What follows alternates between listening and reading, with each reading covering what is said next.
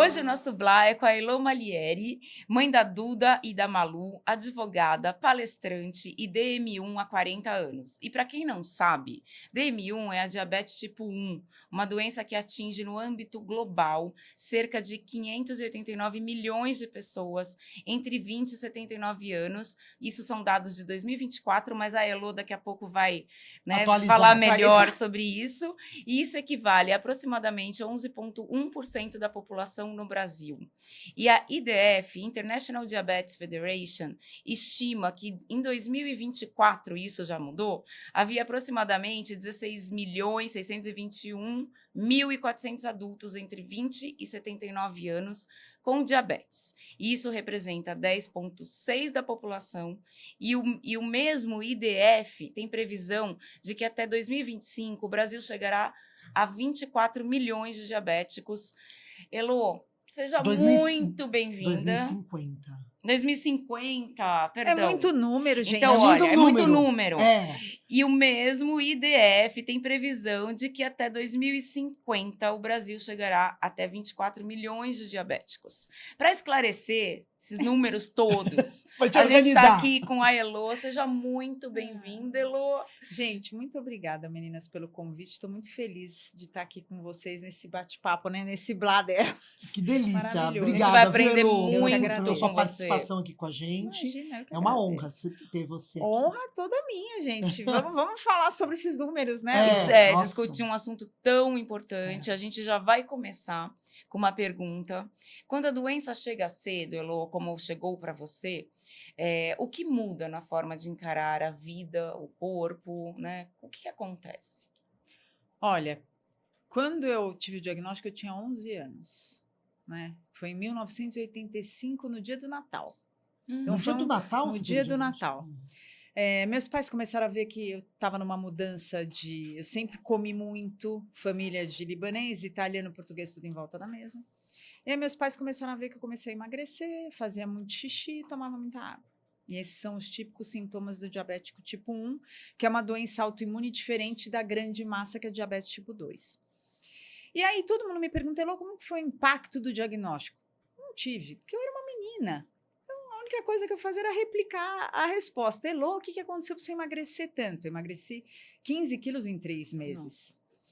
Quando você descobriu a diabetes, é isso? Quando eu descobri a diabetes, do diagnóstico, eu já tinha emagrecido um pouco, mas do diagnóstico no Natal até a volta no ano letivo seguinte da escola, eu tinha emagrecido 15 quilos. E era engraçado que eu tinha uma amiga na escola, a Alê, que hoje não mora mais aqui, e as duas eram super gordinhas. Então, a gente chegava no final do ano e falava, olha, ano que vem, eu volto magra. Aí eu também. E chegava no outro ano, nenhuma delas. Estavam gordinhas. Mas um dia você conseguiu. Até o dia que eu consegui. E ela me perguntou, o que você fez, Elô, que você emagreceu? Eu falei, eu fiquei diabética. Era a resposta que eu sabia dar, porque eu não sabia o que aquilo significava. Aí ela falou, então tá bom, você não vai me contar? Então você vai me encontrar lá no Trianon, que a gente estudava no Dante, você vai me encontrar lá no parque. Ela queria me bater, porque ela achou que eu estava... Não, você tá brincando. A gente se vê lá fora, né? Te pego lá fora. Sonegando a informação. E eu fui embora, na hora da saída. A mãe dela ligou para minha mãe, quer dizer... Então, na verdade, para mim, na época, o impacto foi super positivo, porque eu alcancei algo que eu já estava buscando há muito tempo, emagrecer. E aí você tinha aquela sensação de pertencimento. Olha só, hoje eu sou uma menina magrinha. Então, isso eu trago uma reflexão, hoje muito mais madura, com 51, mas do quanto a gente se submete a padrões de beleza, para se sentir acolhida. E aí, em relação ao diabetes, eu fui percebendo o diagnóstico ao longo do tempo, porque aí eu vi uma mobilização da minha família, né? A gente percebe que muda alguma coisa na rotina, na alimentação. Sim. A minha tia, que é a matriarca da família, cozinheira de mão cheia italiana, começou a adaptar todas as receitas sem açúcar, num primeiro momento. E aí, mas isso me trouxe um acolhimento, uma paz, que foi muito importante para eu encarar o diagnóstico de uma maneira leve. Mas a leveza tem sua data, né? Porque aí você começa a entender a gravidade da doença. Porque você tem outros danos ali que se você não se controla, né? E como é que era, por exemplo, você com 11, 12 anos já, com diagnóstico 12 anos e tal, ir nas festas, era uma adaptação. Acho que aí que pegava Eu pra acho que você, não ou pegava não? tanto, porque não? Eu tenho vários filmes na época cassete que eu estava sempre do lado da bandeja do brigadeiro. Sempre. Minha mãe ficava louca. Você pegava o brigadeiro. Acabava o parabéns, eu tum! Porque você não sabe. O que eu falo assim, querendo ou não, a gente tem que entender que a maturidade de conviver com a doença te traz os limites. Limite de saber, peraí, eu vou comer isso ou vou comer aquilo? Eu vou abdicar de comer isso por uma sensação melhor, porque o diabetes tem uma série de coisas, não é só o que você come. Sim. São 48 fatores que a gente sabe documentados que influenciam a glicemia. Então, você está falando de tá frio, tá calor, tô triste, tô feliz, tô na menopausa, tô no meu período pré-menstrual, Quer horário dizer, de tudo medicação. isso influencia na sua taxa. De glicemia. O horário da minha medicação. Então, assim, então você começa a aprender que não é só o que eu como. Caramba, Mas naquela que loucura. época. Você O falou emocional, 48. o emocional interfere demais, né? Muito. Assim, você pode ficar o dia E inteiro pouco sem se fala comer. sobre isso. Pouco se fala porque existe um mito em volta da doença que é assim, não faz mimimi, porque é só você parar de comer açúcar que tá tudo bem. É só você aplicar insulina. Gente, convido vocês a viver Agora, um deixa eu entender diazinho. uma coisa. Por exemplo, uma tristeza que, né, uma pessoa diabética ela passa na vida. Vai piorar a diabetes dela mesmo ela tomando a medicação? Quer dizer, esse emocional, como é que ele ataca? Eu falo assim, a diabetes é uma parte de mim, certo? Ela não é o todo da Elô, mas ela é uma parte que eu tenho que cuidar. Sim. Mas tudo que a Elô sente reflete na diabetes. Sim. Então, se eu tô triste, a minha glicemia vai alterar. Ou para cima, ou para baixo. Por exemplo, hoje na menopausa, quando eu estou muito ansiosa, antigamente ela aumentava, que é a adrenalina. Hoje ela diminui. Eu tenho hipoglicemia de 45. Gente, o normal é de 90 a 110. O diabético fica numa faixa diferente. Mas, então, o teu organismo também sente de forma diferente. Por isso que eu falo tanto que diabetes é individual. Talvez o que sirva para uma outra pessoa, para o João, não sirva para a Maria e não sirva para o José. Então, a gente tem que entender e reconhecer os sinais do seu corpo. Então, é uma doença exaustiva, sim, porque você tem que estar ali naquela atenção 24 horas. Não tiro férias da Dona Beth, chama ela de Dona Beth, né? Fala, Dona Beth, juntas e Você sai de férias, ela vai junto. É diferente da gente que sai de férias e fala, agora eu tô de férias. Vou desligar. Eu adoraria desligar dela, mas não tenho essa possibilidade, né? Sim. Então, ao longo do tempo, foi essa... Não tinha essa noção, então eu lembro que no lanche da escola eu adorava o misto quente, que era feito na chapa, que era presunto, queijo e prensado. E prensado, ela aquela coisa delícia. Delícia, e começou aquela bala de brigadeiro. Então, assim, e não tinha todo essa tecnologia que você tem hoje de estar monitorando 24 horas. Eu fazia glicofita, que era uma fita amarela que você colocava no xixi. Então, assim, eu saía de casa, tomava insulina da manhã. Quando eu chegava da escola, meu pai e minha mãe estavam rezando para ver o que ia sair do xixi. Então, você colocava a fita ali, tinha vezes que saía um verde quase preto, ou seja, a glicose estava nas alturas. Caramba, né? Que então, loucura. Foi assim que eu fui aprendendo. A gente brinca que é na dor mesmo, não é no amor. E aí eu também comecei a perceber hoje, mais velha, faço uma retrospectiva, teve uma época que eu falei assim pro meu pai e pra minha mãe, vocês não entram mais no banheiro comigo. Eu já estava com 14 anos. Falei, peraí, né? Você quer entrar no banheiro? Só que não era tanto pelo constrangimento. Porque daí o que eu fazia? Eu pegava um copo d'água, chá mate solvido, chá em pó, dissolvia e escondia o copo atrás do vaso sanitário do lavabo do apartamento que a gente morava. Porque o que acontecia? Tinha dia que eu não comia nada. Chegava em casa, a bendita glicofita saía verde. Aí eu falava, gente, mas eu não comi nada. Não faz sentido, né? E aí, o que eu comecei a fazer? A segurar o xixi. Porque eu falei, eu não quero fazer xixi. Não quero fazer xixi, não quero fazer... Até a hora que você ia, né? Então, ao invés de eu fazer aquele xixi no copo, eu falava, vocês podem sair do banheiro. Eu fazia o xixi normal, pegava o copo do chá e dava. Nossa, que coisa... Tamara, pode comer tudo. Esse aprendizado, você querer impor para uma pessoa, por exemplo, que tem o diagnóstico de diabetes tipo 2, que é a grande maioria, na fase adulta, com estilo de vida já consolidado, como é que você fala para essa pessoa, olha, espera um pouquinho, que tudo que você fez até aqui na sua vida, você vai esquecer e vai ser tudo diferente. Eu queria que você explicasse, nós somos leigas, eu e a Lu, e muita gente que vai assistir sim também. O que é a diabetes tipo 1, diabetes tipo 2? Você nasce com isso, você não nasce? A diabetes você nasce ou não? Você pode desenvolver em algum momento? Como é que é a diabetes? Como é Gente, que eu ela sou dá? leiga, mas sou uma curiosa porque eu estou no meio, assim. Mas o diabetes tipo 1 é uma doença autoimune. O Hum. teu organismo mata as células do pâncreas. Então, você para de produzir. Você pode ter o diagnóstico quando você nasce ou ao longo da vida, porque você está ali com uma predisposição e algum gatilho pode. Tanto é que vocês, não sei se vocês ouviram, mas na época do Covid, muita gente começou a ter Sim. o diagnóstico de diabetes tipo 1. Então, é o As seu grávidas também, né? Ou não tem nada. diabetes gestacional, isso. Que não tem nada a ver que nem com a 1 nem com a 2, ou tem? Então, não tem, num primeiro momento, que a gravidez, você, na verdade, você está grávida e o teu organismo começa a ter o quê? O teu pâncreas não produz aquilo que eu tomo hoje, com injeção, seja lá o que for, que é insulina, é um hormônio. Sim. Então, na gestação, talvez aquele pâncreas se sinta sobrecarregado e ele para de produzir exatamente aquilo que você precisa. Então, começa a haver essa falta, essa falha, você produz, mas não o tanto que você precisa, e aí você precisa controlar com alimentação, ou como remédio, ou até tem grávidas que fazem uso de insulina mesmo. Tem gente que com a gravidez Nada muda. nada muda, mas aí você tem um alerta de exames que você Sim. tem que fazer periodicamente, porque a chance de você desenvolver o diabetes tipo 2 em algum momento da vida é maior. Porque já tem aquilo, quer dizer, se você desenvolveu, é uma predisposição, né? E aí o diabetes tipo 2, ele vem ou hereditário, ou seja, você tem uma família com várias pessoas, então é importante você trazer isso numa consulta médica para ver um rastreio dos teus níveis de glicemia, né, de glicose ali ao longo da vida. E você tem pessoas que às vezes pelo estilo de vida. Então, às vezes está com sobrepeso. Desenvolve, né? Aí realmente desenvolve. Quer dizer, você afeta o teu órgão, é isso? Exatamente. Você mesmo afeta o teu Então, vamos órgão. supor, vamos pensar numa doença hoje que está associada intimamente com o diabetes, obesidade. Então, às vezes a pessoa está lá com sobrepeso, o que ele faz? Ele sobrecarrega todos os órgãos, não só o pâncreas. Sim.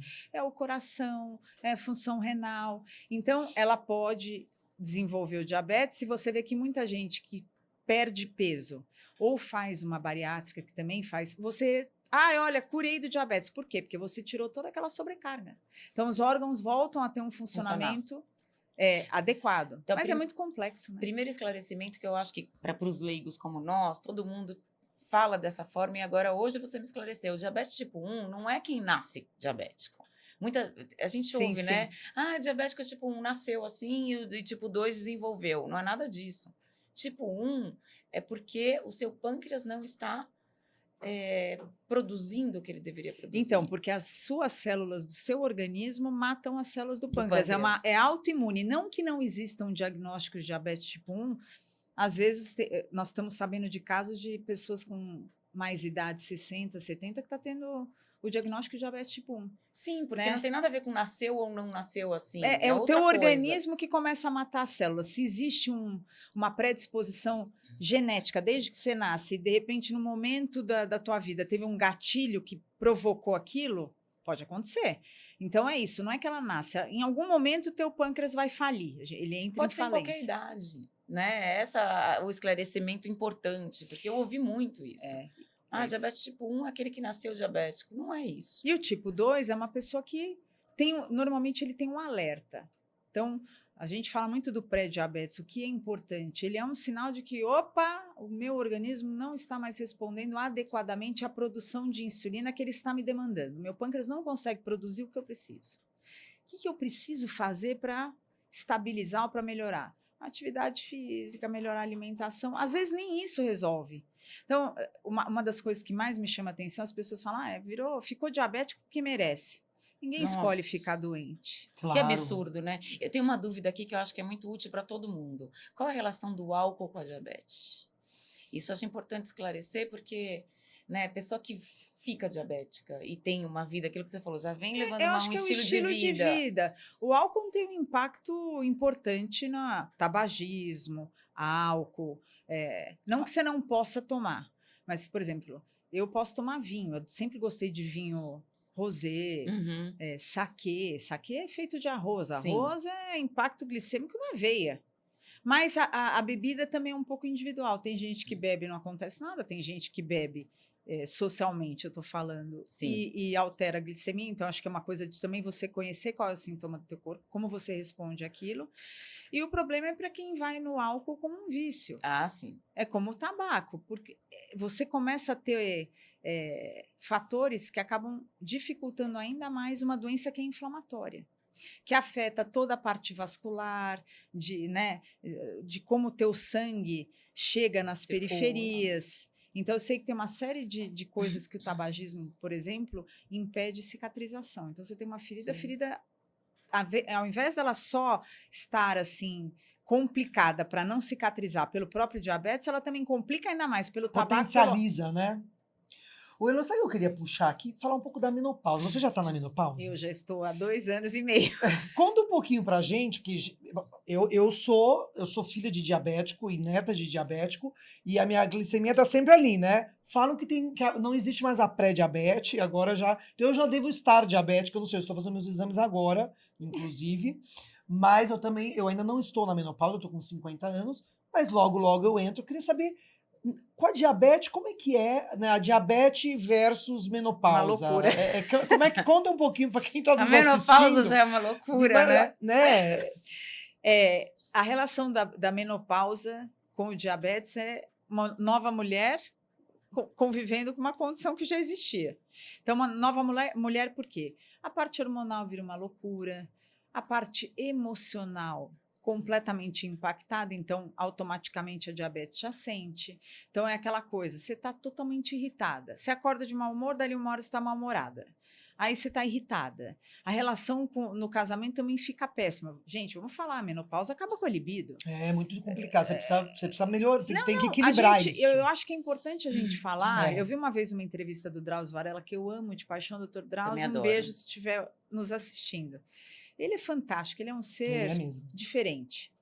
E eu vi uma reportagem dele falando, se a menopausa fosse algo do homem, já teriam pesquisas assim, que já tinham descoberto tudo. Mas da mulher não, parece que é mimimi. Não, não é mimimi. Eu tenho um vácuo na memória, gente. Nossa, total, é apagão mesmo. E isso é muito angustiante, porque eu tô na minha casa, eu saio do meu quarto, vou para o escritório, chego no escritório e falo, gente, o que eu vim fazer?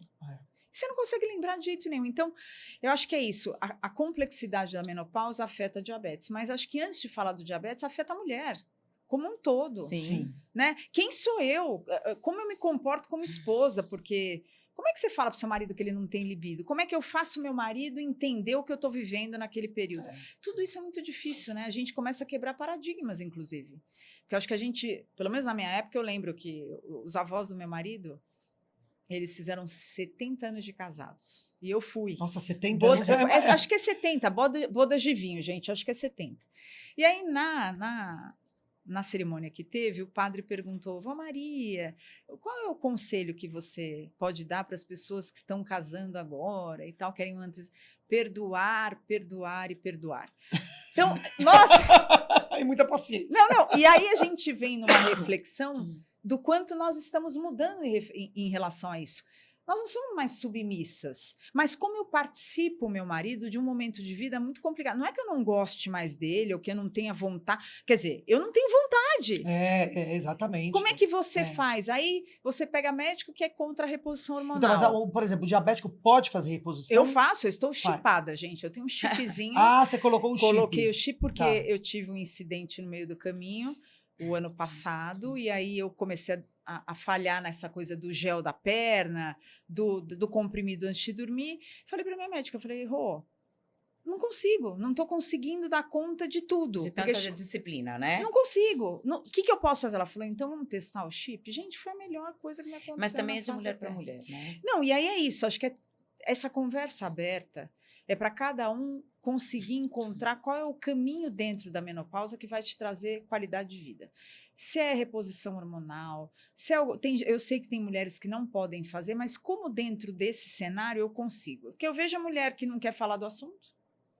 Tem muita gente que ainda não quer. Porque eu não quero... eu tô velha. Não tá velha, gente. Para. nós estamos vivendo. Mais um dia, eu falo, cada vez que eu acordo, eu agradeço. É Ontem eu verdade. vi eu gosto muito dela, Patrícia Parenza, é uma gaúcha, e ela falou o seguinte: você fica preocupada que você está envelhecendo? Fique feliz, porque a outra possibilidade é muito pior, né? Gente, ou você envelhece ou você morre. Tá tudo bem. Então, assim, trazer essa normalidade para falar da menopausa, eu acho maravilhoso, porque por mais que esteja presente na nossa vida, é pouco falado. É pouco falado. E ainda mais para uma mulher com diabetes. Eu fui num evento outro dia de diabetes, né? E aí eu brinquei com a que faz a organização. Falei, pô, cadê o... Você precisa ter um espaço para mulheres 40 a mais, com diabetes. Eu quero um lugar para sentar. Pelo amor de Deus. Eu tava lá, não tinha um lugar. Falei, eu preciso sentar. Não aguento ficar, não tenho essa disposição toda.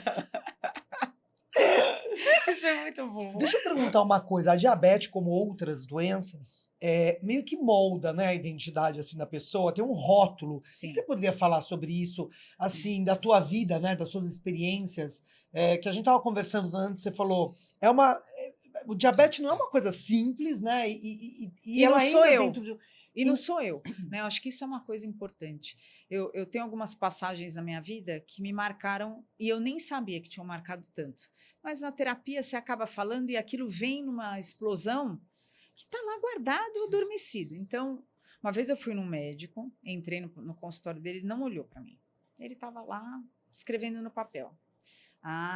Você é a paciente diabética.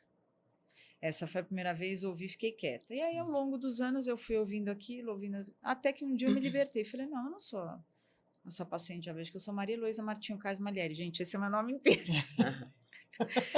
Ele me olhou e ele arregalou os olhos. Então, isso traz essa coisa do sair deste lugar de ser uma doença e ser uma pessoa. Uhum. Poxa, eu sou uma pessoa, eu sou Heloísa, uma mulher com angústias, com dores, com histórias para contar, com uma trajetória de vida. Então, quando você fala, nossa, você é portadora de diabetes, eu não porto diabetes, porque não é uma coisa que eu carregue e esqueça, que eu carregue e fale, olha, hoje você vai ficar aqui, ó, junto da caneca que eu não quero você comigo.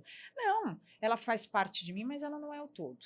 Então, o diabetes tem um pouco disso, né? E, inclusive, a lei fala nesse sentido. Eu, como advogada, eu tenho feito as minhas críticas. Portador de diabetes, você suprime a minha identidade, apaga meu caminho e minha trajetória de existência e fala lá, essa daqui é uma diabetes ambulante.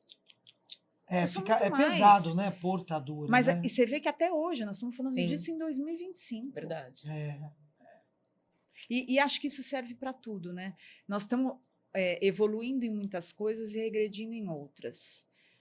Seja de uma pessoa que tem uma orientação sexual diferente, que tenha uma doença diferente da minha, que tenha uma ideologia política diferente da minha, estamos esquecendo de falar qual é o seu nome. Sim. É verdade.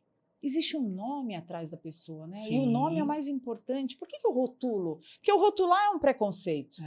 Sem dúvida. Totalmente. Você perguntar o nome é você possibilitar conhecer a história daquela pessoa. Você pode não concordar, mas pelo menos eu vou estar ouvindo o que ela tem para me contar. Porque dentro da realidade dela, ela deve ter as justificativas para ser quem ela é e acreditar no que ela acredita. Então, eu acho que isso traz uma reflexão que eu falo muito. A arte de se reconhecer. Eu tive que passar por isso para me reconhecer como Heloísa. Eu não era uma doença. Eu não sou uma doença. Eu tenho uma doença, mas eu não sou doente. Mas uma coisa, a tua família, ela te ajudou. Eu acho que a família tem um papel muito importante. Ou não, tipo amigos, o meio que você vive, te acolher, né, na hora que você entende esse diagnóstico, que você vai ter que enfrentar. É lógico.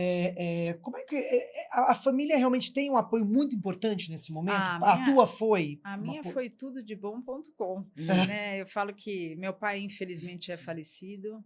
Ele me deixou em 2013. Minha mãe, graças a Deus, completa 80 anos agora, dia 16. E foram eles que me abraçaram, assim, me trouxeram a leveza mesmo. Olha, você é Elô, meu apelido é Fofa na família, você é a Fofa, você tem um caminho inteiro pela frente.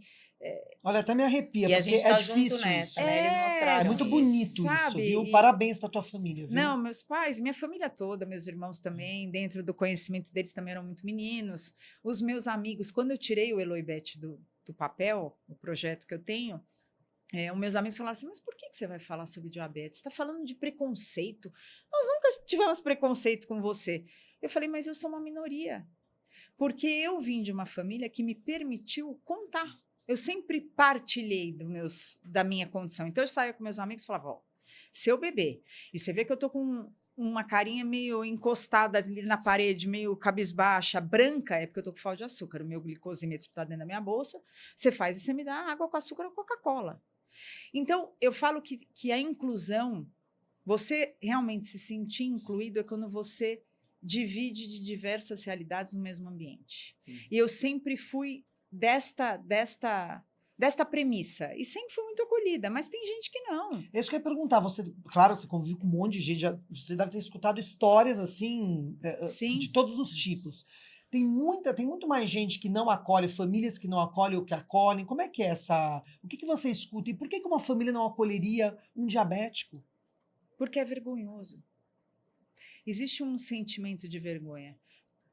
Como eu acho que tudo, né? A gente estava falando disso lá fora, né? E para mim, eu não consigo entender o que é vergonhoso nessa situação. Porque existe um estigma e uma persona. Quando você rotulada, que você fala, puxa, diabetes é uma pessoa obesa, amputada e cega. Porque são as piores complicações até hoje do diabetes. E são resultados de condições de cada pessoa que não são bem administradas. Aí a gente vai entrar em seara de acesso a insumos pelo SUS, pessoas que não têm condição de pagar o seu tratamento, da desinformação, que infelizmente é uma coisa que hoje nós estamos vivenciando e cada vez mais, né? Todo mundo me pergunta, ao longo de 40 anos, o que você vê de diferente?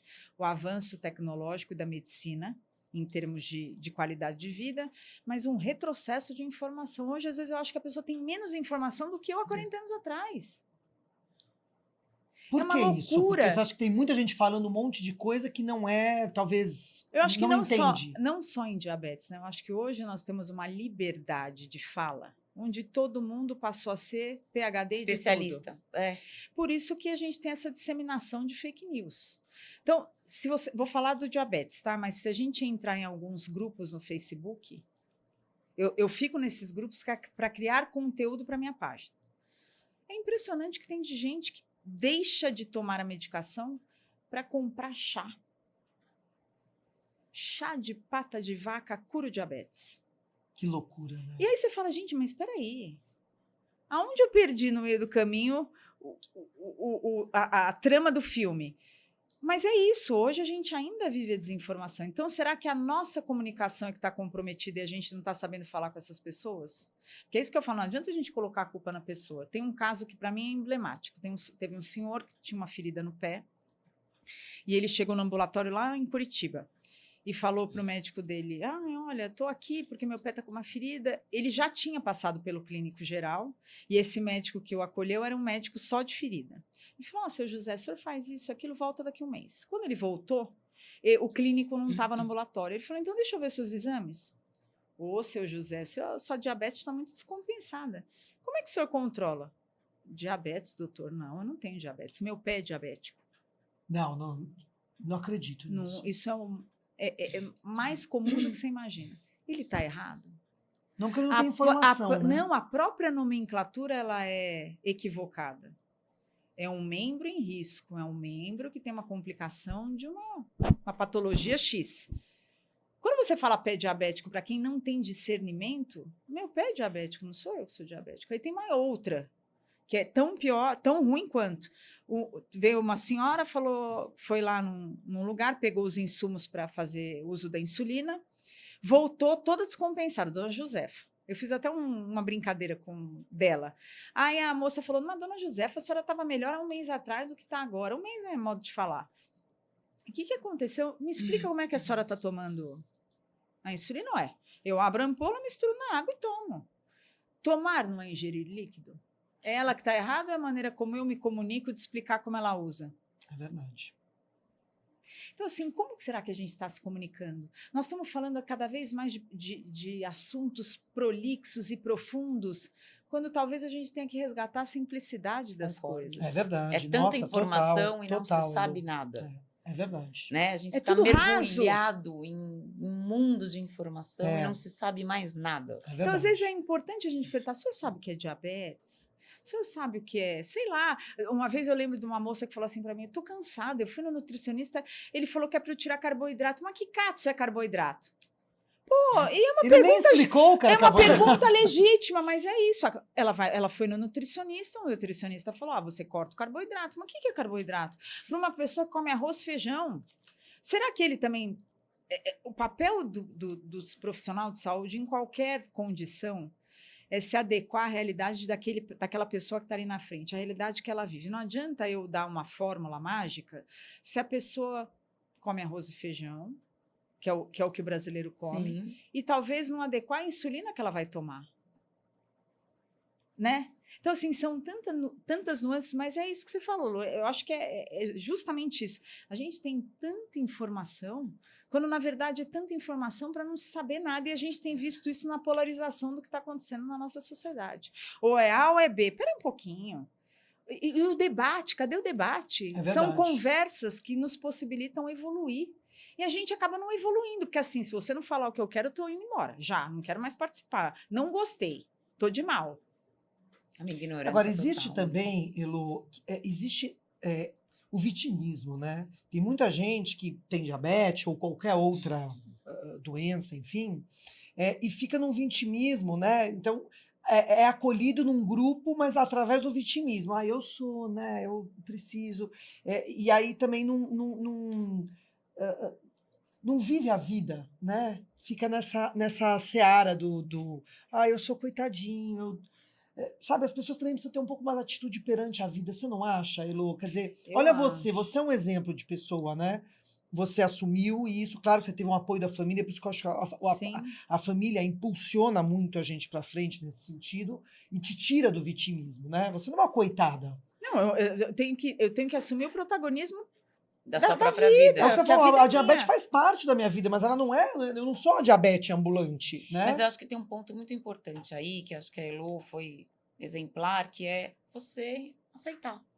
Tem muita gente que mesmo com apoio Não não aceito. aceita. E aí a coisa não vai, né? Acho que tem muita coisa, né? Acho que essa coisa da desinformação que a gente fala tem algumas raízes mais profundas, assim. Eu gosto de ser meio polêmica, gente, mas Mas é ótimo. eu acho que, e estou falando num ponto de vista meu, que pode ser que. Eu acho que a gente tem que ter essa liberdade. Mas, por Lógico. exemplo, hoje a gente vive também uma sociedade pautada no assistencialismo, infelizmente. Então, esta fala do vitimismo, existe um fundo de apoio. Se eu sou vítima, eu ganho. Isso é complicado, muito complicado, porque você começa a induzir aquela pessoa a não protagonizar a vida. Então, eu não estou generalizando, eu conheço pessoas, histórias de pessoas que têm uma ferida, não só de diabetes, tem hanseníase que traz feridas e tal, mas que são relatos assim: quando a minha ferida começa a fechar, eu paro de ir ao médico, ou paro de ir no ambulatório que cuida de mim. Mas por que a senhora não vai mais? Porque se a minha ferida fechar, não tem a visita da minha família. Nossa, que loucura, né? Então, generalizar não, mas eu acho que existem inúmeros fatores para talvez a pessoa se esconder atrás desse vitimismo. Talvez para ela conseguir a atenção da família. O quanto eu acho que a instituição família está em xeque ultimamente. Tá, com certeza, é verdade. Pô, eu vejo na escola das minhas filhas, eu não tenho dia do pai ou da mãe. Não, agora é dia da Né? família, né? E aí o dia da família não tem uma carta, virou uma coisa um pouco institucional. Não, vamos incluir todos. Não, você não está Parece que está incluindo perdendo a todos. importância, né? Puxa, pera um pouquinho. Essa coisa de incluir, cadê o simples e o Não, e cadê a prioritário? inclusão? Porque, assim, independentemente do molde ou do modelo da sua família, que a mim não diz respeito, cada um tem a sua, mas dentro da sua família, vamos resgatar isso, né? Essa oportunidade de celebrar termos 2 pais, 2 mães, o que for, mas celebrar o que é isso na nossa vida. A base de todos nós é família. Sem dúvida. Tem gente que não tem, infelizmente, e eu compadeço de quem não tem. Mas, assim, só porque alguém não tem, eu tenho que viver como se eu não tivesse. É um normalizar tudo da maneira mais rasa possível. Então, acho que é importante trazer o papel da família, o papel dos amigos, o papel da troca. Isso que nós estamos fazendo aqui para mim, por isso que eu falei para vocês que eu me sinto honrada de verdade, porque eu saio daqui, o melô diferente da que eu entrei, podem ter certeza. Essa é a maior riqueza da É a vida. troca, né? E nós estamos perdendo, as pessoas não têm mais o hábito da escuta. Todo mundo só quer falar. Pegou o microfone, não é? É eu lógico. falo, Não precisa nem o microfone, é o celular mesmo. Não é? E isso é perigoso. É, com certeza. Vamos ouvir? Por isso que eu falei para vocês, vocês estão já convidadas no ar aqui, porque eu quero saber da história de vocês, como isso começou. Porque isso que vocês fazem é uma doação de tempo. Sim. Lógico. É uma doação, mas uma riqueza, porque eu garanto para vocês que nesse trajeto, o quanto vocês não se transformaram como pessoas. Muito. Acho que muito. isso é um dos motivos que a gente continua aqui, né, É Nath? muito. Fora a informação, Porque né? A gente aprende muito, a gente troca. Porque é um crescimento, né? É um crescimento. É Nós É estamos que a aqui gente pra está numa isso. sociedade que valoriza muito tudo que traz um resultado, né? A gente vive numa corrida. loucura de resultado. Tanto que a gente já discutiu sobre isso. Uma vez perguntaram para mim, mas afinal, por que você faz esse blog? Eu falei, em primeiro lugar, porque eu amo. Né? Segundo lugar, porque está me fazendo me desenvolver, crescer, ser uma nova Luciana, está me preparando para uma nova Luciana que virá. Né? As pessoas precisam de um resultado. É o imediatismo. O imediato eu acho. palpável. Claro que, óbvio que o Blá, por exemplo, ele tem lá o objetivo dele. Lógico. Mas a gente está aproveitando o processo, né? E estamos alcançando nossos resultados devagarzinho, mas estamos aproveitando. Eu acho que a vida é sobre isso, é aproveitar o processo, porque aí que a evolução é no processo. O resultado ele é consequência. E Mas você vê como os valores interessante. vão mudando, né? Não, você sabe que é isso, né? Tá todo mundo muito preocupado com like e seguir.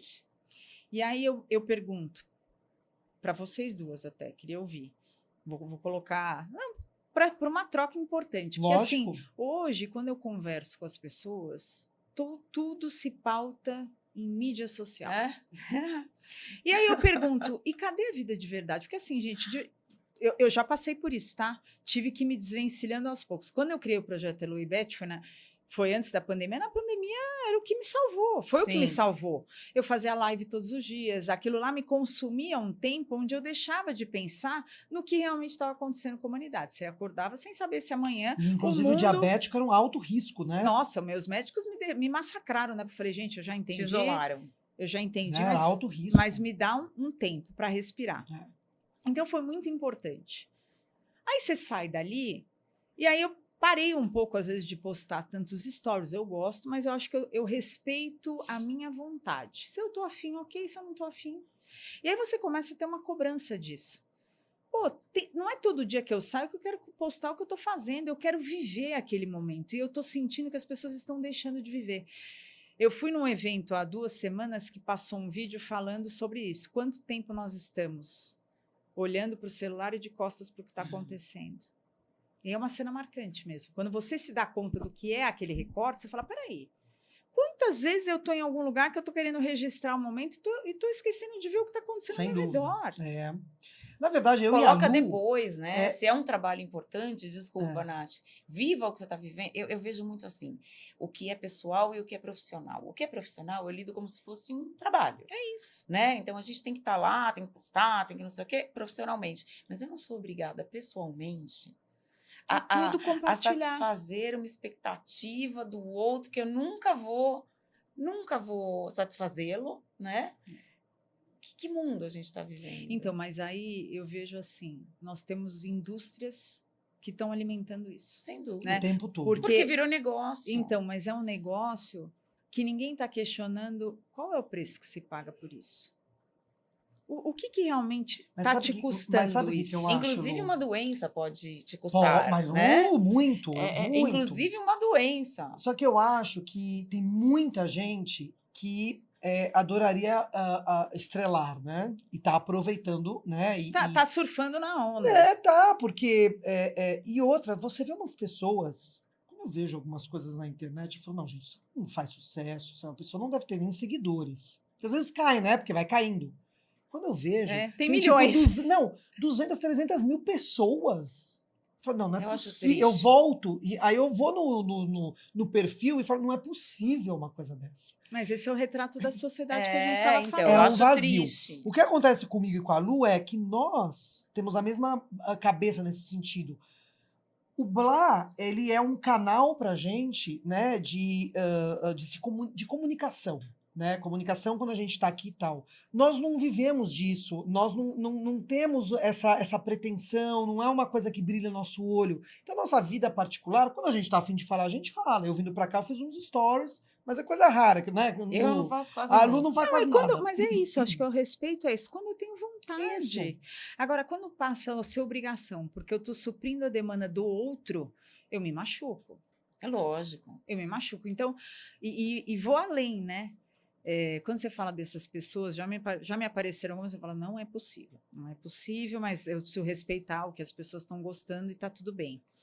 Mas será que você gosta mesmo? Eu faço esse questionamento para as pessoas. Será que você gosta? Mas você segue porque a maioria gosta e você tem que estar na onda que todo mundo está surfando. Mas aí eu pergunto, qual que é o respeito que eu estou tendo comigo? Será que eu preciso seguir todo mundo? Será que eu preciso gostar Não. de tudo? E às vezes eu ficava no Instagram e falava, gente, eu estou há 2 horas no Instagram. Fazendo nada. Ah, isso todo Fazendo mundo fica, é nada. um horror. Eu ia falar um ponto aqui importante, né? Você tá lá porque eu acho que vai além de redes sociais, Instagram, porque você tem um sentido para aquilo. É importante para você Sim. falar sobre uma coisa que você pode ajudar um monte de gente, você pode esclarecer um monte de coisa. A gente está lá, não que a gente quer estar lá, porque a gente tem um sentido para isso, né? A gente enxerga o Blá também como um canal de compartilhar a vida, Não, de esse trazer. de comunicação, É desculpa te comunicação. cortar, é Exato. maravilhoso, É porque assim, as comunicação. pessoas estão perdendo o hábito de se comunicar. É. Vou fazer uma menção do Tastaldi, que a Lu conhece também, a Nath vai conhecer em breve. Vou, com certeza. Mas o Tastaldi estava falando isso. Gente, o que aconteceu, né? Fala-se tanto em etarismo, em algumas nomenclaturas hoje que são tão pejorativas. Antigamente a gente falava de etarismo como experiência. Uhum. Será é isso? Será que a gente está evoluindo ou nós estamos tendo um retrocesso? Quando a gente fala de mídia, eu falo muito isso. Pense que vocês são responsáveis pelo que vocês consomem. Nós somos responsáveis. Nós somos responsáveis. Então, Lógico. eu não sou só o que eu como. Né? A minha energia vem daquilo que eu consumo. Será que eu estou consumindo alguma coisa boa? Não, e criando hábitos, né? Porque assim, quando eu falo, uma vez uma moça falou assim para mim, eu não gosto de seguir porque você gosta de se aprofundar muito. Eu falei, lógico, eu quero ser uma pessoa, juro, eu quero ser uma pessoa que eu tenha a chance de escolher. E para eu poder escolher, Eu tenho que saber do que eu tenho que me aprofundar. Que quanto menos você se aprofunda, mais prisioneiro você fica, porque você perde a opção de escolher. Você fica prisioneiro de uma pessoa só. Eu vou seguir aquele lá e vou começar a replicar o que ele fala, porque eu gosto dele. Mas você gosta por quê? Tem que se perguntar. É muito importante. É o comunicar. É o comunicar. Que é o que vocês estão fazendo aqui. E tem uma outra coisa, né? Eu acho que a gente precisa também se valorizar. Eu e a Lu somos pessoas que temos um background interessante, né? De vida, de conhecimento, de estudo. Pô, a gente estuda bastante e tal. Então, quando a gente está aqui na frente da câmera, não é que a gente abriu lá e está mostrando lá o que a gente comeu ou falando umas baboseiras. Não. E é sobre isso. Quando você fala assim, a pessoa fala para você, mas você se aprofunda muito, você sabe o que você está falando. Não, e às vezes nem sei, Nath, deixa eu falar, mas é isso que eu acho que, além de tudo, essa coisa da informação, todo mundo sabe de tudo. Quando, na verdade, eu quero saber um pouco de tudo, para poder conversar com as pessoas. Porque tem coisa que eu não vou conseguir saber, mas eu sou curiosa. Então, também acho que te traz a humildade, te traz a chance de se aprofundar. Lógico. Através do que eu vou ouvir. Então, assim, é todo mundo muito eu sei de tudo, a minha verdade é que tem que valer, quando no fundo, isso é você se isolar do resto da sociedade e viver numa bolha, que é o que eu falei. Eu estava num podcast antes de ontem, mas do Conselho Brasileiro de Oftalmologia, que eram 24 horas por diabetes, e aí parti para um debate. Uma das perguntas foi, Elô, o que você acha da inteligência artificial de algoritmo? A inteligência artificial, gente, está aí, é uma realidade. Eu acho que a forma como você a utiliza que é importante. É o que vai fazer a diferença. E o algoritmo, para mim, é perigosíssimo, porque ele vai criando mais uma bolha, porque ele te traz aquilo que ele acredita que é você. Ah, a Elo gosta só de diabetes. Não gosto só de diabetes. Então, o algoritmo vai criando a bolha da bolha da bolha. Então, eu acabo me fechando no mundo onde eu só vejo aquilo que eu gosto, as ideias com as quais eu compactuo. Aí, ontem eu fiquei sabendo no evento do Tastal de que isso está mudando um pouco, que agora o algoritmo te entrega aquilo que você também não gosta. Então, se estiver havendo esse movimento, eu acho fantástico. Mas a gente precisa começar a se preocupar que nem todo mundo vai compartilhar das mesmas opiniões. E que bom, porque é através dessa troca e desta visão diferenciada que eu consigo evoluir. Vamos supor, vamos jogar aqui para a gente um problema. Serão 3 soluções diferentes, garanto para vocês. Sem dúvida. Porque é aquela brincadeira do... Quantas verdades são? A minha, a da Lu, da Nath, e a verdade verdadeira, porque cada um interpreta de um jeito. Vocês chegaram a ver uma série no Netflix chamada Affair, há muitos anos atrás? Não. Era um triângulo amoroso. E cada episódio mostrava a visão do homem, que era o que estava traindo a esposa, da esposa e da namorada. Então, eram falas diferentes, eram vestimentas diferentes, porque é isso, eu não sei o que você interpretou da minha fala. Eu não sei para onde você divagou com aquilo que você falou. Sem dúvida. Então, essa é a troca. E tem a verdade no meio de tudo isso. E tem a verdade nua e crua que a gente não sabe qual é, porque cada um interpretou. Na psicanálise, inclusive, não existe verdade, né? Porque a verdade é a sua verdade. Sem dúvida. Não existe uma verdade absoluta. Não. Então, que coisa rica é o o que você debate. viveu, né? Eu falo que quando não há debate, todos nós perdemos. É verdade. Agora, eu queria propor uma coisa, já que a gente está falando de tudo isso.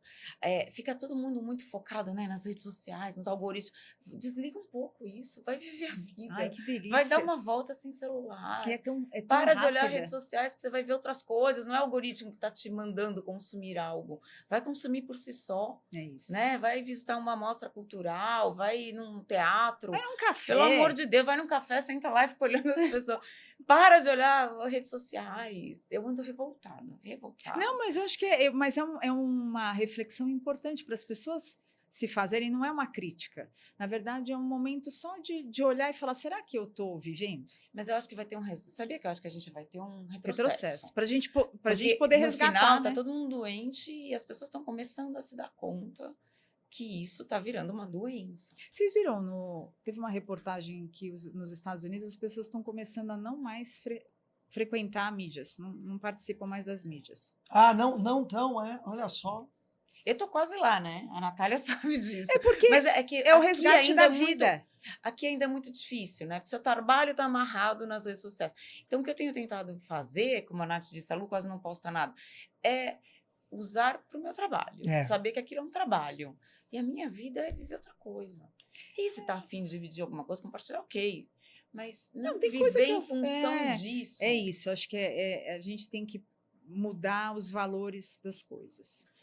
O Instagram é importante, as mídias sociais são importantes para determinada coisa. A gente tem que estar lá, né? Eu falo que tem a nossa identidade digital. Porque se a pessoa não te procura e não te vê, nossa... Também é estranho. Não existe, a pessoa não existe mais. Mas isso se tornar uma prisão, onde eu tenho que... A minha vida gira em função disso, é porque alguma coisa está errada. Eu ontem também estava ouvindo uma moça falar, e ela disse assim, onde existe excesso, por trás há uma falta. Claro. E onde há uma falta, há o excesso. Então, é muito interessante, mas essa reflexão ela é perturbadora, não é? Totalmente. Não, mais perturbadora até é você ficar realmente afastado. Eu queria propor esse teste para todo mundo. 3 dias. Se afaste 3 dias das redes sociais, sexta, sábado e domingo. Muda. Você muda. Tua ansiedade tudo muda. Você começa, parece que você passou aquele colírio que o Lili passou na gente. Gente, o Lili passou um colírio para maquiagem, a gente sai gente, maravilhoso. Eu não deveria falar isso. É um colírio que abre a sua visão. Você fica 3 dias sem ligar redes sociais. A sua cabeça funciona diferente. Você se acalma, as pessoas né? esqueceram. E realmente, essa coisa do excesso, da falta, óbvio, né? Se você tá com excesso de muita coisa, o que tá faltando na tua vida real? Se eu tô lá, enfiado no meio da rede social o tempo inteiro... Para você ver como nós estamos doentes. A tua, Pra que a a tua vida necessidade? pessoal, presencial, ela tá realmente com algum probleminha, né? Pra que a necessidade de ter tanta informação? Por que a gente precisa saber o tempo todo de tudo? Isso é outra coisa. Né? Outra coisa para se Pra se refletir. falar. No mundo do diabetes, tá? Vou falar o que acontece assim. Todo mundo quer postar primeiro. Então, ninguém se preocupa se aquela notícia é real, se aquela informação é verídica. Mas Eu as preciso postar. consequências. E aí eu vou fazer vou falar o que eu acho, que eu considero importante como advogada. É uma terra de ninguém. Se não existir uma legislação clara, com sanções, nós vamos continuar vivendo essa coisa da fake news. Porque é o fato de eu ser a celebridade dos 15 Você viu minutos. o que vai acontecer com a China agora, né? A China agora, eu escutei ontem, até ontem antes de ontem, mandei acho que para vocês. Tá colocando uma legislação que o influenciador... Que é uma profissão, né? Ele vai ter que provar que ele tem uma formação para isso, que ele tem gabarito para falar sobre aquele assunto, e aí, tá, obviamente, todo mundo tá, né?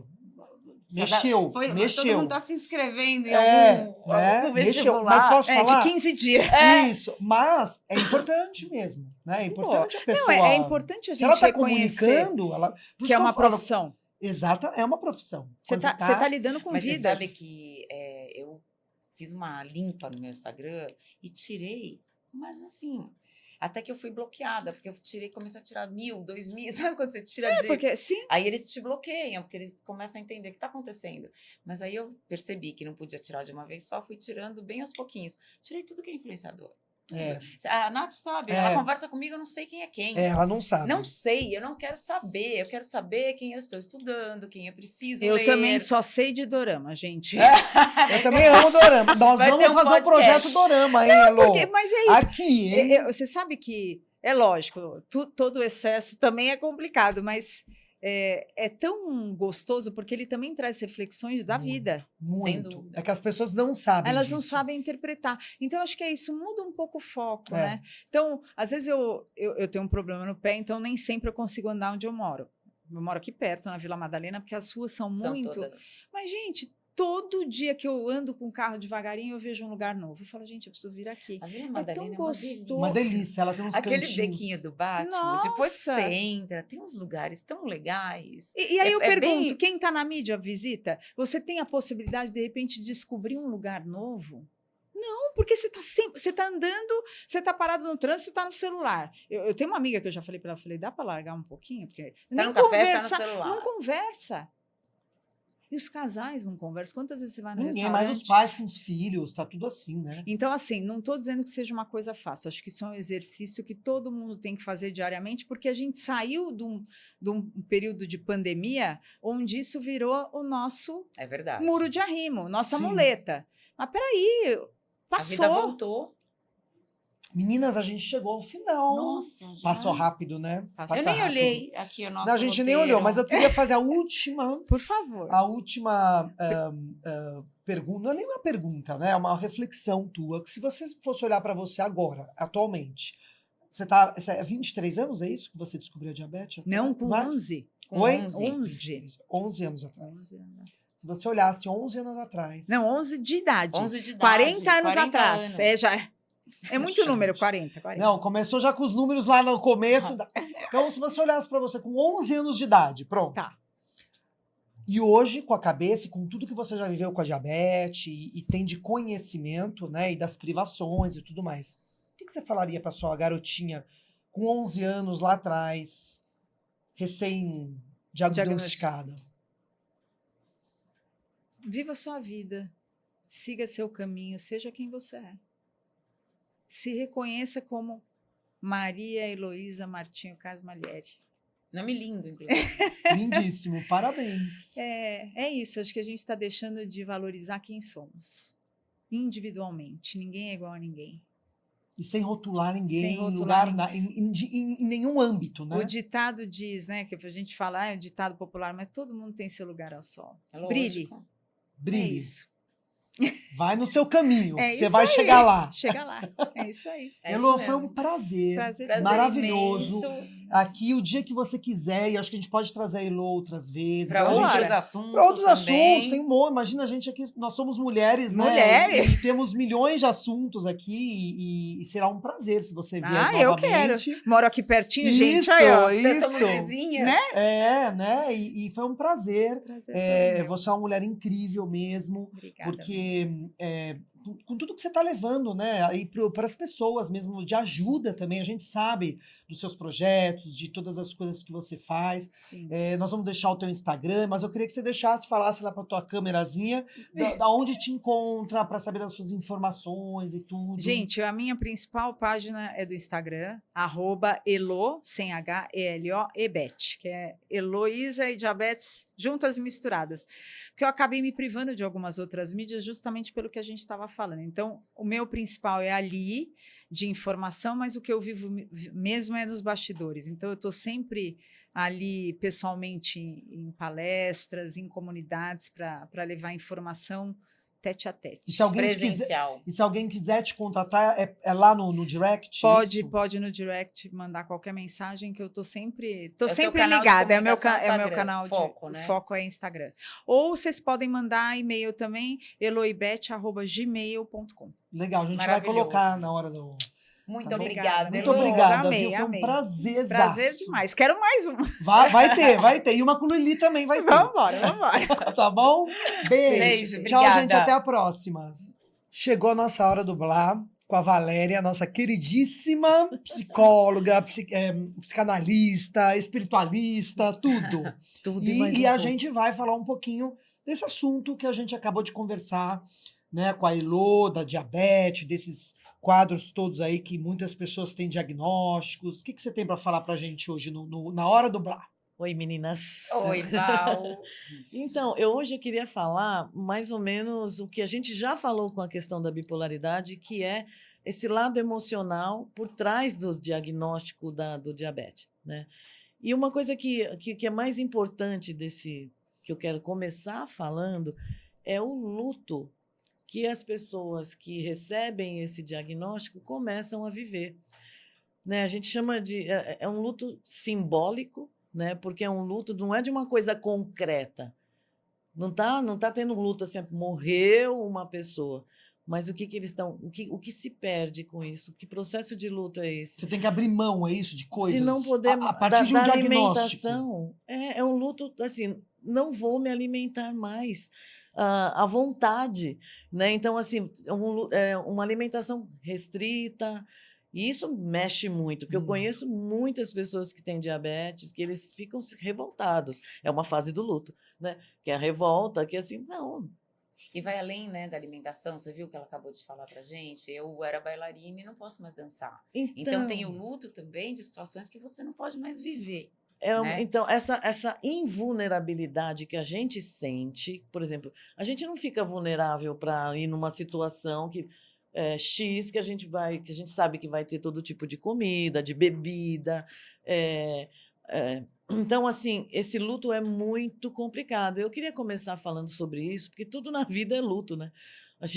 Mas o luto do diagnóstico do diabetes tipo 1 ou tipo 2, seja qual for, é um luto que mexe muito, absurdamente, com o emocional, né? Então, a pessoa precisa ter essa... Não só ela, não só o paciente, né? Mas todas as pessoas que estão envolvidas na vida dela precisa ter essa sensibilidade de saber. E por isso a Elo falou tão bem, né, todo o tempo sobre a falta de informação, o quanto é importante informar. Sim. E o quanto é importante também, ela falou uma coisa que eu achei bem legal, da família dela. A família, os amigos, o quanto acolheram ela na hora do diagnóstico, né? E impulsionaram e acreditaram ela como uma pessoa, né? A diabetes não é a diabetes, ela não se tornou uma diabetes. A diabetes, ela tem ali restrições, um monte de coisa, mas ela continua sendo ela, né, o Val? Porque normalmente as pessoas parecem que vestem.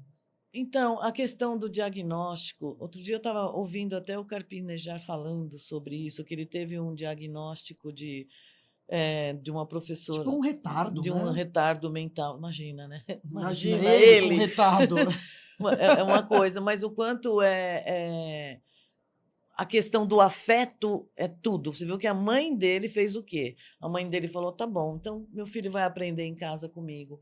E ela, em 3 meses, foi lá, ensinou com todo o amor e com todo o carinho. E quando ele voltou, ele ultrapassou todos os outros alunos que estavam lá. Então, o que eu queria dizer é que assim, a importância da gente parar de colocar o diagnóstico como uma sentença na vida das pessoas, uma sentença ruim, sabe? Então, porque todos nós temos algum tipo de diagnóstico hoje em dia, né, gente? Sim, claro. Sim. Seja fisiológico, ou seja... Tudo é fisiológico, por sinal, mas seja uma coisa que mais física ou mental, todos nós temos. Então, a gente precisa entender a nossa fragilidade humana, parar de querermos ser seres onipotentes, Perfeitos, né? perfeitos. Assim, essa perfeição está cansando a beça também, né? Mas, enfim, uma coisa que eu queria falar também a respeito da questão do diabético é o autocuidado, né, excessivo que eles têm que ter. Então, é um autocuidado tão grande o tempo todo, monitorando, né? Que nem ela falou, tem que estar monitorando e tal. Isso leva à exaustão. É isso que eu ia te perguntar, né? Isso leva até a uma obsessão, né? Como é que Alguns. você fica?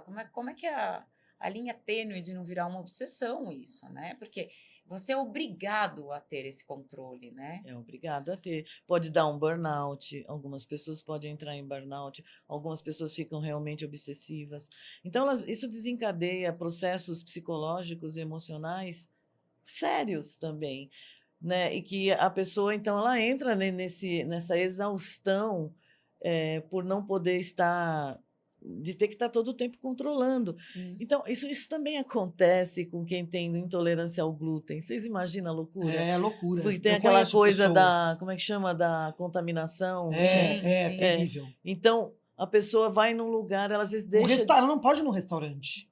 Pois é, Porque não Pode, pode né? ter- Mas é uma restrição Não, mas, imensa. Mas é você um não pode ter autocuidado. contato. É uma loucura. A panela não pode ser a mesma. É bem complicado. É complicado. Agora, por exemplo, Val, o que, que você aconselharia para uma pessoa que tem alguma restrição, né, e que vive, às vezes, nessa linha tênue, né, entre a obsessão de estar toda hora controlando e tal, o que, que essa pessoa pode fazer em contrapartida Eu ia para perguntar tentar isso. viver uma vida mais tranquila, sem essa obsessão? Então, como a Elô falou, e eu concordo em número, gênero e grau, assim, ela precisa ter a informação do que é que ela está tendo que viver ali.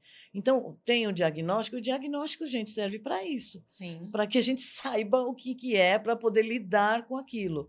Né? E fora isso, sem dúvida nenhuma, ela precisa entender o impacto desse diagnóstico emocional Para ela. porque isso vai fazer o diabético, principalmente, a parte emocional é extremamente importante, porque pode aumentar muito a taxa, ou pode, sabe? Então, a pessoa fica mal emocionalmente, o diabetes dela aumenta muito. Na diabetes isso é muito, É muito grave. visível. Quando a pessoa fica muito triste, a diabetes, pá, estoura. Então, fundamental aprender a ter controle emocional, que só vem com autoconhecimento, e existem várias formas de autoconhecimento, mas nesse caso especificamente eu acho que a psicoterapia é fundamental. Sem dúvida. Aí é duro, porque a gente sempre fala coisas aqui como se fossem fáceis para as pessoas, como se fosse acessível para as pessoas, né? E, por exemplo, sei lá, o universo de diabéticos, vocês falaram no começo, tem um universo aí enorme de pessoas com diabetes. E muitas vezes pessoas que não têm a informação e que não têm acesso a esse autocuidado emocional, que é fundamental. E muitas pessoas também ainda acham que sabem controlar as suas emoções. Gente, não sabe, tá? Porque eu fiz 20 anos de psicoterapia, eu sou psicóloga, eu falo sobre Você amor próprio. psicóloga, né, Val? Sou psicóloga, falo sobre amor próprio, não sei o quê, e tive crise de ansiedade antes de ontem por causa de uma bobagem, que não era bobagem. Não, porque psicólogos e psicanalistas são seres humanos. Psicólogos, Também psicanalistas, isso. médicos, sabe? As pessoas têm mania de achar que o médico não pode ficar doente nunca, né? Imagina médico doente, mas coitado de um ser humano. Ele né? também tem Agora, diagnósticos. uma coisa importante que você falou, né, da informação, que a Elô falou, a informação traz segurança para a pessoa. E isso diminui o nível de ansiedade, né? Então, quanto mais informação você tem sobre a sua própria doença, mais mais controle, mais controle, mais mais seguro controle você você fica. consegue ter sobre você. Então, assim, eu acho que é extremamente importante falar sobre essa fadiga do cuidado que passa eles, né? Então, assim, eles têm essa informação, precisam ter essa informação, precisam controlar o emocional deles. Tudo isso gera uma fadiga do cuidado. Porque precisa fazer isso, precisa. Preciso. Eu Eu tenho não que. posso, eu não posso ter um piripaque aqui, que eu senão posso ter uma diabetes muito alta aqui, posso ter que ir no hospital e não sei o quê, e posso perder um. E ela estava falando do luto, cara, da questão dos órgãos que podem ser afetados, né? Então, você E pode. membros. Órgãos internos, membros, a visão. Isso tudo muda a vida, né? Isso tudo o tempo todo. Você perde um membro. O que a Elo estava falando nos bastidores, assim, o tempo todo a gente está em trabalho de luto, né? Porque o tempo todo você está tendo uma coisa para ter que Lidar. de perda, né? A perda perder a visão, perder um dedinho, sabe? É tudo muito complicado para eles, mas o que resolve essas coisas? Nossa, o que Resolver é uma coisa forte, né? Mas, como é que você gente, lida melhor com isso, né? buscando, falando também sobre dando a sua resposta, buscando estar com pessoas que sabem, né, te abraçar nisso, que sabe te compreender isso. Eu acho que muitas vezes a gente que sofre algum tipo de questão, a gente abraça a causa e a gente abraça a causa para que outras pessoas possam sair da ignorância, porque há ignorância para tudo, né? Sem Então, dúvida. ou as pessoas morrem de pena, que também não é legal, falar, ai, coitada, olha, ela é diabética, perdeu a visão, ai, perdeu o dedo. Ou as pessoas são super mega blaster ignorantes e fazem bullying, Sim. sabe, que é uma coisa terrível. E por falar em bullying, eu vou entrar aqui, gente, num outro assunto interessante, tem que ficar fazendo... Tá certo, é nossa colinha, é Nossa normal. colinha aqui. Isso. Mas é que, assim, eu quis introduzir a questão da adolescência com a questão do diabético. Porque imagina, você, como a Elo, aos 11 anos, na pré-adolescência, descobrir que é diabético e aí vem as restrições. E aí, por exemplo, ela disse, até para ela foi uma coisa boa porque ela emagreceu, né? Então, Teve um lado bom teve um ali. lado bom, mas esse emagrecimento sabemos que não é tão bom assim, né? E aí tem que parar de comer um monte de coisa. Então, para o adolescente entrar ter essa dificuldade alimentar, ter essa questão... Restrição, né? Restrição. É uma restrição terrível, porque o que os adolescentes fazem? Tudo que não pode ser feito. E eles já vivem uma fase, o adolescente tem uma revolta natural da fase. Já uma fasezinha Imagina mais... como é que fica isso. Né? Exatamente. Então, assim, onde os familiares e os amigos devem devem entrar. A questão do afeto é super importante. Eu acho que eu tenho percebido muito no consultório que o maior problema do ser humano não está em diagnósticos, não está em nada disso, está na falta de afeto. Está em como a gente consegue receber e dar afetos, né? Então, com que estrutura a gente consegue sobreviver às coisas complicadas e ruins que acontecem na nossa vida vai depender da qualidade de afeto que a gente recebeu. Sim. Né? Verdade. Ou que a gente pôde aprender, né, a ter. Mas também quando a gente vai ficando mais maduro, a gente pode começar a escolher, né? As pessoas com quem a gente quer estar, e aí você já tem um pouco mais de controle sobre isso, não? O problema é que, será que a gente sabe escolher as pessoas? Mas tá na hora de aprender. Quando a gente chega aos 50, acho que tá na hora de aprender, não? Eu acho que... Isso não tem muita, interfere mas aqui você tem muita escolher? gente que consegue, como é que fala? Fingir bem, viu? Aí quando você vê, já passa um bom tempo lá com essa pessoa E aí a máscara cai uma hora, mas já perdeu ali um timezinho, né? Eu acho que o que todos nós buscamos é o afeto recíproco, né? A gente quer isso. É. E no primeiro momento fica muito difícil identificar se a gente está com pessoas boas mesmo ou não, porque no primeiro momento a gente está tão cheio de expectativas e tudo é tão lindo e maravilhoso que a gente faz essa projeção, vocês como psicanalistas sabem bem disso, nessa questão da projeção, a gente projeta no outro, na verdade, tudo que a gente é. A gente se apaixona por nós mesmos. Ai, gente, isso é um negócio complicado da psicanálise aí, viu? Isso é assunto para outra roda, porque tem assunto, né? Não, mas é só a gente está falando da questão do afeto, que eu concordo. O afeto só vai ajudar nesses casos, né? E a falta de afeto, a falta de apoio, de rede de apoio dos familiares e dos amigos vai prejudicar a beça, sabe? Então, assim, se não souber entender, de repente a pessoa cai numa espécie de luto depressivo, cai numa depressão, sim, e ela vai deixar, ela pode passar um momento sem querer fazer algumas coisas, até porque não pode, não sabe como lidar. E aí, se as outras pessoas não entenderem e falar, mas você pode ir, você vai lá, faz isso. É só você tomar não sei o que sem não sei o que lá, sabe? É só você comer o que você pode. Leva a sua marmita, sei lá. Sabe? Mas você sabe o que eu É acho? A minha difícil, opinião, né? Tem que respeitar mas o a minha momento. opinião é o seguinte: a pessoa precisa primeiro trabalhar ela. É. A aceitação. Então, assim, não adianta você Sim. jogar no colo do outro para o outro te carregar. Sim. É muito importante a família, os amigos, o meio onde que você tá, aceitar aquele diagnóstico, entender, né? Tá apoiando, tá tudo certo. Mas é a pessoa que tem que aceitar, a pessoa que tem que se tratar e tem que cuidar da cabeça dela e olhar para a vida dela e falar: é isso que eu tenho, né? E como é que eu vou daqui para frente fazer desse limão uma limonada? É muito louco como a gente traz pessoas que se conversam, né? Que a Natália fala dela, me lembrou o Ranimiro, que a gente trouxe aqui, que perdeu uma perna. Sim. E que, eu preciso falar disso, ele falou, o preconceito não estava nos outros, estava em mim. Em mim, em si Eu mesmo. não estava É aceitando verdade. aquilo. Então, tem exatamente... Tem até um corte nosso, gente, Antes do outro é trabalhar a gente, com né? que recursos internos uma pessoa vai conseguir chegar nesse... Por exemplo, o Ranimiro, né? O Cada um tem seu- Ranimiro é um cara que encontrou nele muitos recursos internos.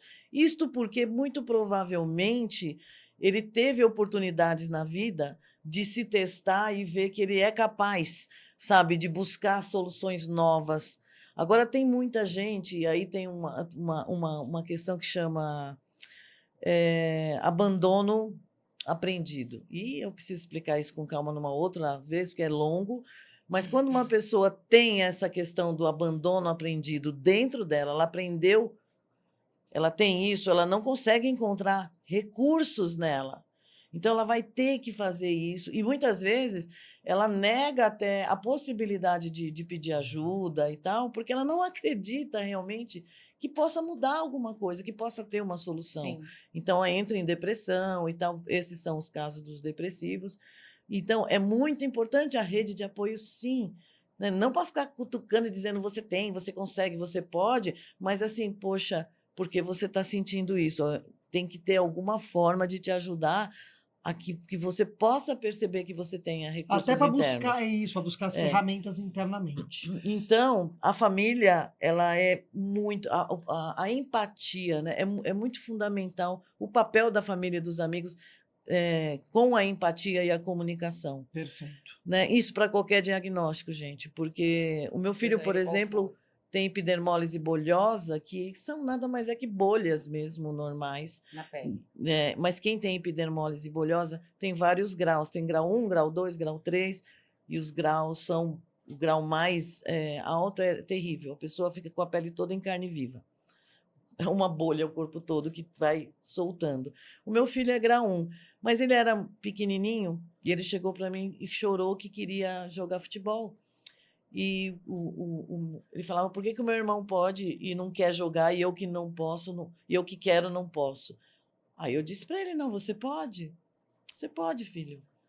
Você vai ter que entender que você vai ter as consequências, né, disso, mas você pode. Então, fui lá, comprei junto com ele uma chuteira, ele usou a chuteirinha, foi jogar futebol. Jogou futebol uma semana, viu que podia... Né? Ele pôde perceber isso. Eu posso, Só que vai doer demais, vai encher o pezinho dele de bolha. Doeu bastante, ele desistiu, foi fazer natação. Aí ele Foi faz uma fazer- escolha. Nada como não sentir, tem que sentir na pele, né? Mas também sentiu que ele tem um limite para jogar o futebol, né? Ele é limitado para esse esporte, mas ele sentiu que ele pode, né? Então, eu acho que esse tipo de empatia também, de comunicação com as pessoas, né? De dizer, olha, você tem isso, você é diabético, você pode comer o açúcar se você quiser. Você pode, sei lá, tomar o álcool, você pode.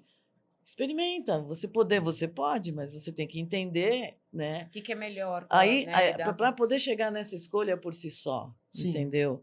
Quer dizer, então, para poder entender também que talvez não mude tanto a vida dele, a questão do açúcar, né?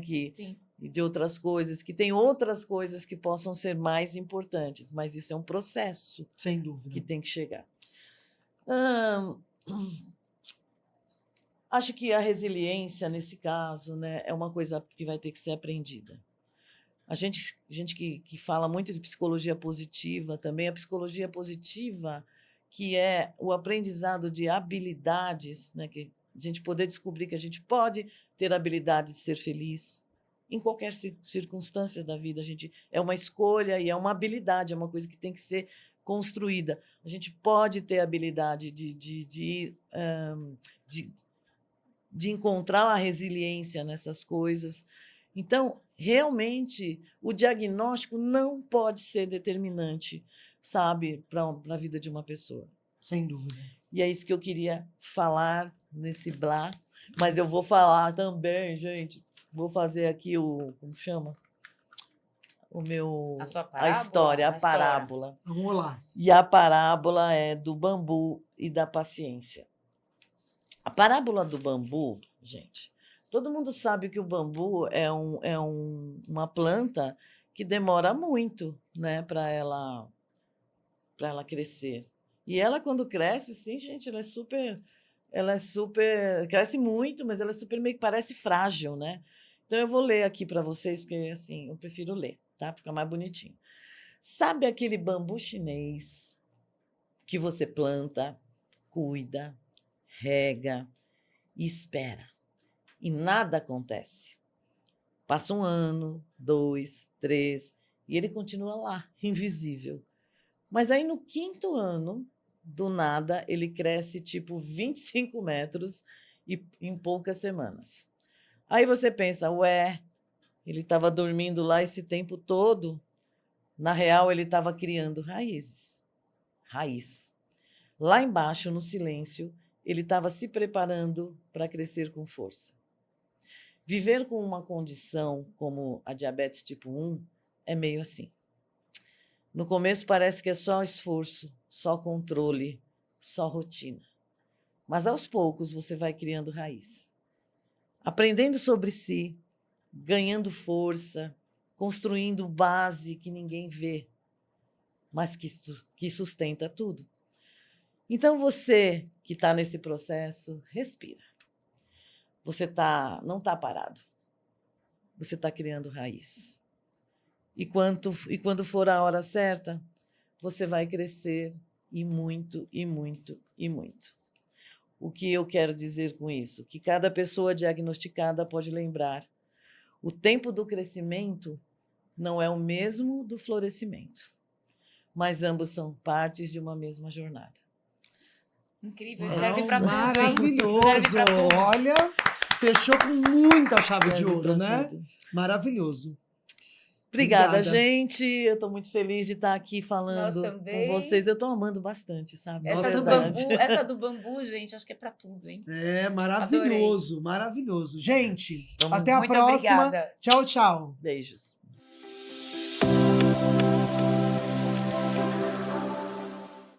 Esse podcast foi produzido por Gramofone Podcast.